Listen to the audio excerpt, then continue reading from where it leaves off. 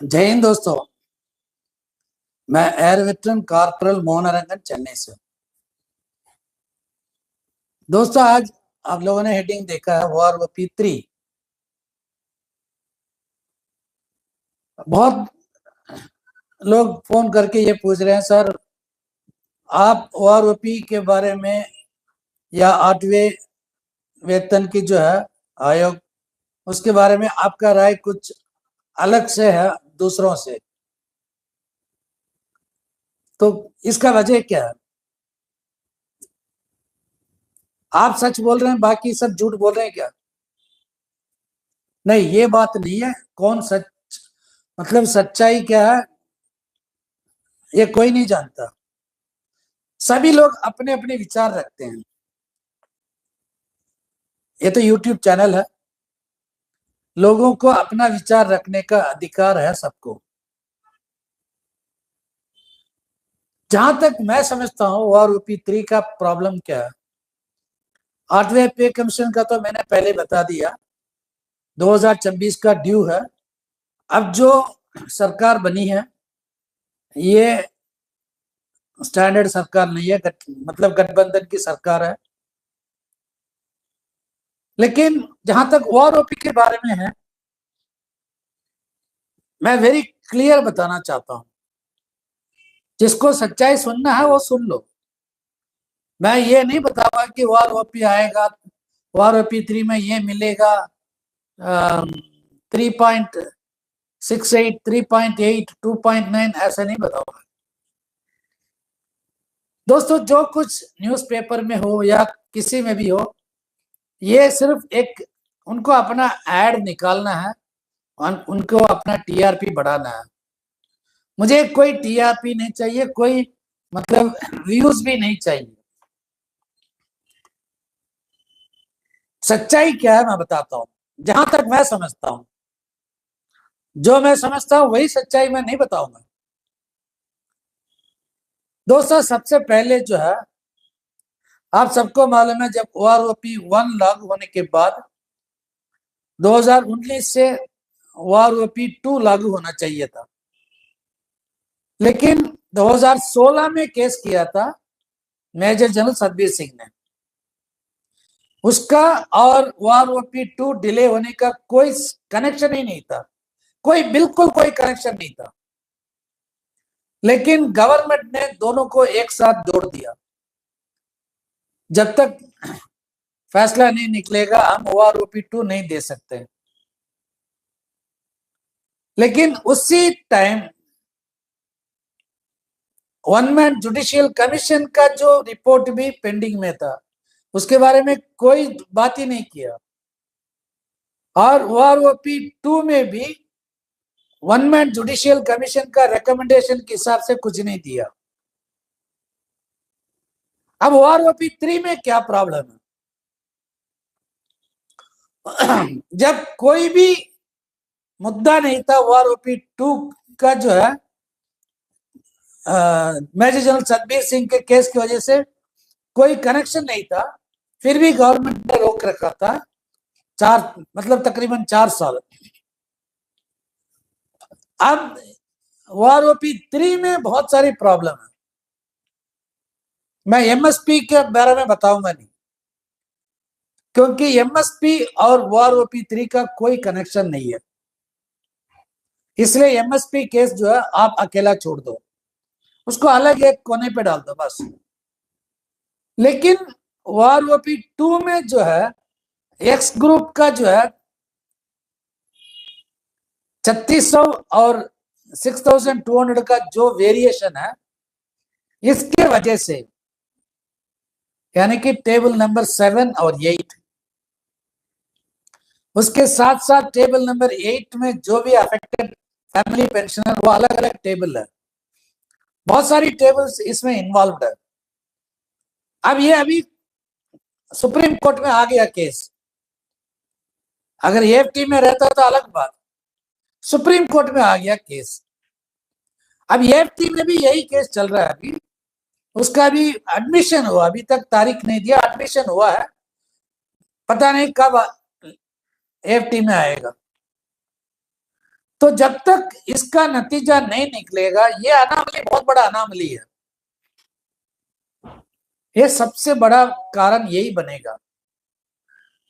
और दूसरा क्या है, आप सबको मालूम है आनरी नैप सूबेदार का 2006 से पहले जो भी आए थे उनका बहुत बड़ा समस्या चल रहा है। अभी समस्या यह है, गवर्नमेंट के जो लेटर्स के अनुसार एक 2006 से लेके सारे के सारे पुराने ऑनरी नायब सूबेदार को नायब सूबेदार की बराबर करके आरएएस भी दे दिया था, लेकिन 2014 के बाद नहीं दिया। तो इसलिए हम कुछ 500 से मतलब 500 to 1000 ऑनरी नायब सूबेदार जो है सुप्रीम कोर्ट में अभी केस करने वाले हैं।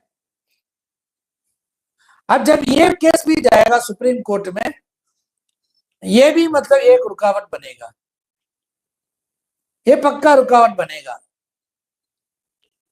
अब इसके बाद जो है ऑनरी नायब सूबेदार का फैमिली पेंशनर्स 2006 से पहले जितने ऑनरी नायब सूबेदार की मृत्यु हुआ उनके फैमिली पेंशनर्स के साथ बहुत बड़ा अन्याय हुआ। अब ये भी जो है सुप्रीम कोर्ट में जाएंगे या नहीं तो पब्लिक लिटिगेशन हम करेंगे उनके लिए। तो इसलिए जो मैं बता रहा हूं OROP 3 जहां तक सवाल है 2024 से जो आना चाहिए ये अपना टाइम खुद ही लेगा, अपना टाइम खुद ही लेगा। कुछ लोग जब फोन पे जब बात कर रहे थे बोला साहब ये पहले OROP लेने के बाद आप क्यों नहीं करते हो? भाई OROP लेने के बाद फिर कौन सुनेगा? कहते हैं ना जब लोहा गर्म है मारो हथौड़ा। अब मिली जुली सरकार है, ये खुद अपना डिसीजन तो ले नहीं सकता। अब जो पॉइंट हम लेके जाएंगे कम से कम कानून की मदद हम लेंगे, क्योंकि आज तक जो भी मिला है सुप्रीम कोर्ट की वजह से मिला है, ना कि किसी की मेहनत की वजह से या कोई पार्टी की वजह से नहीं मिला। यह आपको पक्की बात मैं बताता हूं, प्रधानमंत्री नरेंद्र मोदी ने नहीं दिया OROP मिला था हमें सुप्रीम कोर्ट की वजह से। सर्कुलर 568 के हिसाब से 50% जो डीलिंकिंग जो है सुप्रीम कोर्ट की वजह से मिला था। जो कुछ भी आज तक हमें जो मिल रहा है इसमें सुप्रीम कोर्ट का बहुत बड़ा हाथ है। हम जाएंगे सुप्रीम कोर्ट की मदद, मतलब सुप्रीम कोर्ट के पास अब जाएंगे, मतलब बेचारे जो बुजुर्ग पेंशनर है इनकी जायज हक के लिए। तो इसलिए दोस्तों जो है मैं बार बार ये OROP 3 या बाकी बारे में बात नहीं करना चाहता हूं। हमारे जो कुछ मित्रों ने बोला कि सर ऐसा है, आप अपनी तरफ से एक वीडियो डाल तो नहीं मिलेगा करके। मैं ये नहीं कर रहा कि OROP 3 नहीं मिलेगा, मिलेगा, लेकिन OROP 3 लेट मिलेगा। जब तक ये अनामली दूर नहीं होगा तब तक OROP 3 का तो चांस बहुत कम है, बहुत डिम है। लेकिन OROP 3 के लिए जोर लगाएंगे ऑफिसर्स, जोर वो लगाएंगे, लेकिन सुप्रीम कोर्ट बीच में है, आगे जो होगा देखा जाएगा। अगर मान लीजिए कि मतलब 2024 से जो लागू होना चाहिए OROP, अगर इसमें ऑनरी नायब सूबेदार और नायब सूबेदार को बराबर करके दे भी सकते हैं, क्योंकि आप लोगों को ये मालूम होना चाहिए OROP 2 के बाद जब 7th पे कमीशन आया था ऑनरी नायब सूबेदार का 21,653, नायब सूबेदार का 24,233, फर्क वहां पे तकरीबन 3,000 का फर्क था। लेकिन OROP 2 आने के बाद ऑनरी नायब सूबेदार का 23,750, और ऑनलाइन नायब सूबेदार का 23,750 और पक्के नायब सूबेदार का जो है 24,825। यहाँ पे ना वो कम हो गया बेसिक में डिफरेंस। तो आगे जाके ये जो मतलब डिफरेंस है 1500 का, ये भी मतलब इक्वल कर सकते हैं, इक्वल कर सकते हैं। लेकिन जो 2014 से लेके 24 तक कौन देगा? लड़ाई तो यहीं पर है ना। और एक्स ग्रुप का जहां तक सवाल है, ये तो मतलब एयरफोर्स के जो लोग इस केस को जो आगे लेके जा रहे हैं, पैसे के लिए नहीं, उनका अपना हक के लिए। मैं बार बार यही कहता हूं, जो लोग अपने हक के लिए नहीं लड़ सकते हैं वो तो बेकार है। दोस्तों, संगठन बहुत है, दुनिया भर के संगठन भरे पड़े हैं इस इंडिया में, लेकिन कोई किसी का मदद करने के लिए आगे नहीं आते। सबको अपना अपना मतलब चेहरा चमकाना और कुछ नहीं। किसी को पेंशन के बारे में मालूम नहीं है, स्पर्श के बारे में। ऐसे सिविलियंस को इंटरव्यू देते हैं जो एक पैसा का जो है वैल्यू नहीं हो, जिसका एक पैसा का वैल्यू नहीं है, उसको इंटरव्यू देते हैं। ये आप लोग है ना, सतर्क रहो, क्योंकि आपके साथ जो कुछ भी हो रहा है ये आप लोगों की गलती की वजह से हो रहा है। दोष किसी और में नहीं, दोष हम में है।